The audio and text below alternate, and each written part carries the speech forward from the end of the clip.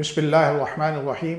عن بريدة رضي الله تعالى عنه قال سمعت رسول الله صلى الله عليه وسلم يقول من أنذر معسرا فله كل يوم صدقة قبل أن يحل الدين فأنذره بعد ذلك فله كل يوم مثليه صدقة. رواہ احمد.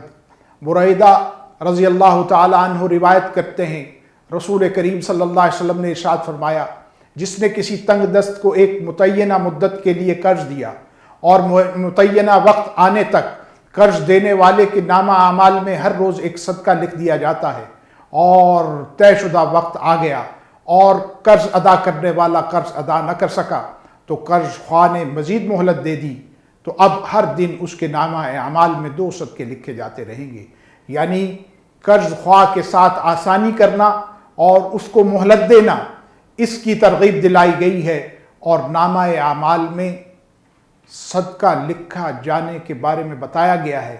اور اگر وہ وقت معین پر واقعی اس کی ایسی صورتحال ہو کہ وہ ادا نہ کر سکتا ہو اور آپ اس کو مہلت دے دیں مزید تو اس کی اس مہلت کو جب تک وہ ادا نہ کرے گا ہر روز آپ کے لیے 2 صدقے لکھے جائیں گے.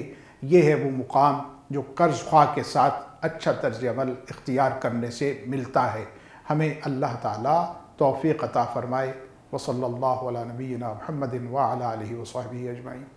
اللہم صلی علی سیدنا محمد وعلی آلہ وصحبہ وسلم.